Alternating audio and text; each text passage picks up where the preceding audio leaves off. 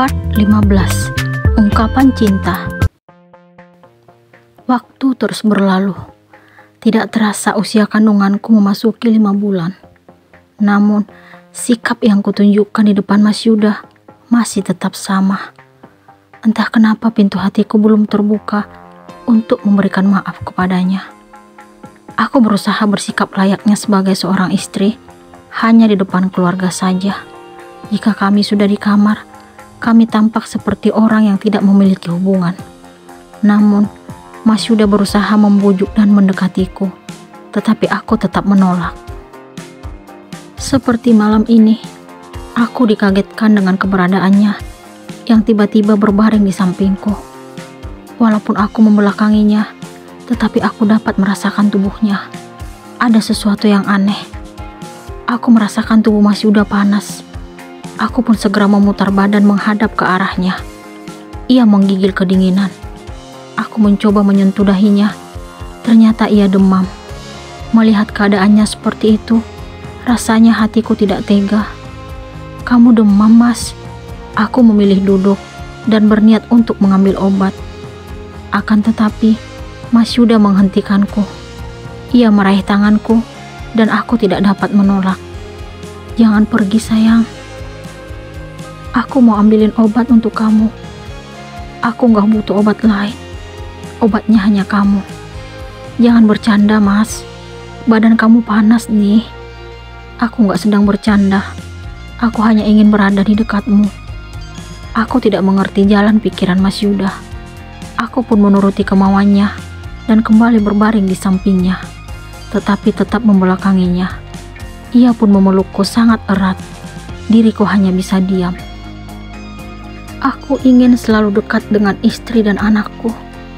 Jangan paksa aku tidur jauh darimu. Kita itu suami istri. Aku merindukan kasih sayangmu. Mas Yuda kembali membuka suara. Tapi aku belum mampu melupakan apa yang kamu lakukan. Apa yang harus aku lakukan, sayang? Untuk sekarang, aku hanya ingin kita jaga jarak. Tapi aku gak sanggup, sayang. Jangan lebay gitu dong. Pokoknya aku gak mau jauh-jauh darimu. Mas Yuda memelukku makin erat dan aku tidak dapat menolaknya. Entah kenapa jantungku tiba-tiba berdetak tidak beraturan, layaknya orang baru pertama kali jatuh cinta. Apakah aku kembali merasakan sesuatu yang berbeda terhadap laki-laki itu? Kadang aku merasa bersalah sebagai istri yang tidak memenuhi hak suami. Tetapi hatiku masih sakit mengingat apa yang Mas Yuda lakukan. Aku masih membayangkan saat diriku melihat laki-laki itu bersama wanita lain. Akan tetapi, satu hal yang membuatku heran, kenapa anggota keluarga tiba-tiba meminta aku kembali bersama Mas Yuda? Apa yang telah laki-laki itu lakukan kepada orang-orang tersayangku? "Sayang, semarah itu kamu pada suamimu?" Aku sudah berusaha untuk menjelaskan semuanya. Tapi kenapa kamu gak bersedia mendengarkanku? Mas Yuda kembali membuka suara. "Sekarang kamu istirahat aja. Besok aja lanjutin ngobrolnya." Aku berusaha mengalihkan pembicaraan. "Boleh aku melihat wajahmu?" Ia membuatku bingung dan serba salah. "Sekarang kita tidur aja ya. Aku juga ngantuk. Atau aku tidur di sofa gantiin kamu?" "Jangan jauh dariku, sayang. Aku mohon." "Ya udah. Sekarang kita tidur." Aku pun mencoba memejamkan mata agar Mas Yuda tidak mengajakku berbincang malam ini. Walaupun debaran dadaku masih terasa, tetapi entah kenapa bibir ini sulit untuk mengatakan kalau aku ingin memberikan maaf kepadanya. Mungkin aku masih butuh waktu untuk dapat menerima dirinya kembali. Setelah hampir 3 bulan tinggal bersama Mas Yuda, keinginan untuk berpisah pun telah aku tepiskan. Aku hanya butuh waktu agar dapat dengan ikhlas menjadi pendamping hidupnya. Aku tidak ingin jika anakku lahir tanpa seorang ayah. Aku tahu seperti apa perhatian dan kasih sayang Mas Yuda kepadaku saat kami menjadi sepasang kekasih. Mengingat hal itu, hatiku tidak sanggup berpisah dengannya. Pagi ini Mas Yuda tidak berangkat ke kantor. Aku memintanya istirahat mengingat semalam badannya panas. Aku berusaha menjadi seorang istri dengan cara memperhatikan dan merawatnya. Aku memasak bubur untuk Mas Yuda, lalu memberikannya makan. Ia menatapku dengan sendu. Entah apa yang ada dalam pikirannya. Aku tidak peduli dengan tatapan itu. Yang penting diriku sudah bersikap layaknya seorang istri pada umumnya. Terima kasih sayang. Ia meraih tanganku setelah selesai makan. Terima kasih untuk apa? Karena kamu peduli padaku. Aku benar-benar bahagia. Aku hanya berusaha menjadi seorang istri untukmu. Apapun alasanmu, aku tetap bahagia hari ini. Terserah kamu. Boleh aku mencium anak kita? Kali ini, aku tidak dapat mengelak. Padahal biasanya, aku selalu mencari alasan setiap ia ingin menyentuhku. Aku pun mengangguk. Mas Yuda mendekatkan wajahnya ke perutku, lalu menciumnya. Terima kasih anak, kamu pasti yang bujuk mama supaya bersikap baik ke papa.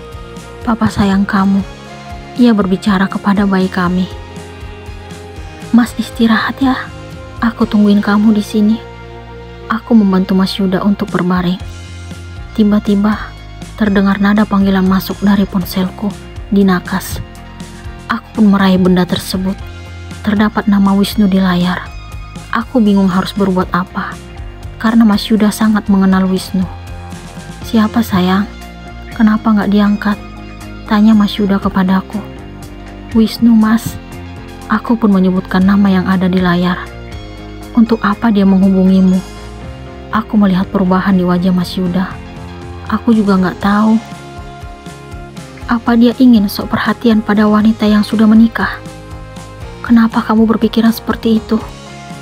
Tapi kenyataannya, dia sudah lama menyimpan rasa untukmu. Itu kan dulu, sekarang gak mungkin lagi. Kamu pikir dia akan melirikku dengan perut sebesar ini? Aku sedikit kesal mendengar tuduhan Mas Yuda. Kenapa kamu bersikap seolah-olah ingin membelanya? Mas Yuda memberikan tuduhan yang membuatku sedih. Kamu menuduhku, Mas. Aku membencimu. Aku pun ingin beranjak dari tempat tidur karena sikap Mas Yuda, tetapi ia menghentikanku.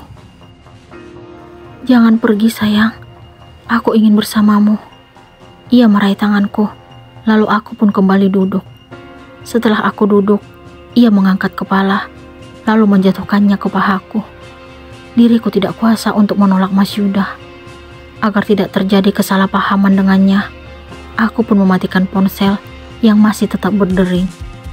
Maafin aku sayang, tapi aku cemburu saat kamu menyebut nama Wisnu. Hatiku sakit.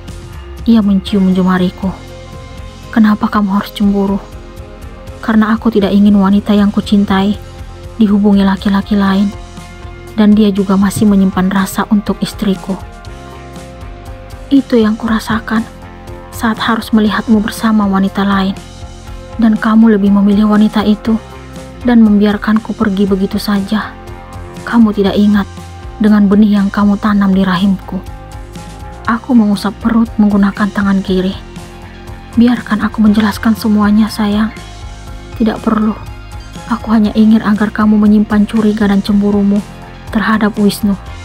Seharusnya kamu sadar kalau aku mencintainya, aku pasti memilihnya. Tapi kenyataannya pilihanku jatuh ke kamu. Itu karena aku mencintaimu. Apa sayang? Coba ulangi kata cinta itu. Ternyata aku mengakui cintaku di depan Mas Yuda. Aku tidak mampu melanjutkan kalimat yang ingin kukatakan. Aku tahu kalau kamu mencintaiku. Kalau kamu tidak mencintaiku, tidak mungkin perut kamu sebesar ini. Ia tersenyum hingga membuatku salah tingkah. Pipi kamu merah sayang. Awas, aku mau keluar dari sini. Aku mencoba mengangkat kepala Mas Yuda dari pahaku, tetapi sia-sia. Aku gak akan melepaskanmu lagi setelah kamu kembali menyatakan cinta padaku. Sepertinya aku langsung sehat nih sayang. Ia menaikkan alisnya. Kamu benar-benar nyebelin. Nyebelin tapi cinta. Entah kenapa aku kembali merasakan kebahagiaan itu bersama Mas Yuda. Hatiku seperti menemukan ketenangan setelah sekian lama berkecamuk dengan dendam dan kebencian. Ia berhasil meluluhkan diriku. Apakah ini yang dinamakan dengan cinta sejati? Walaupun Mas Yuda telah membuat hati dan perasaanku sakit, tetapi aku tidak mampu untuk berpisah dengannya. Justru sekarang dadaku berdebar saat ia kembali menyunggingkan senyuman di pinggir bibirnya. Mungkin perpisahan bukanlah jalan terbaik untuk kami, karena kenyataannya sekarang aku masih tetap bersama dengan Mas Yuda. Aku kembali merasakan keindahan dan kenyamanan saat berada di dekatnya. Apakah Naila sudah yakin dengan hatinya?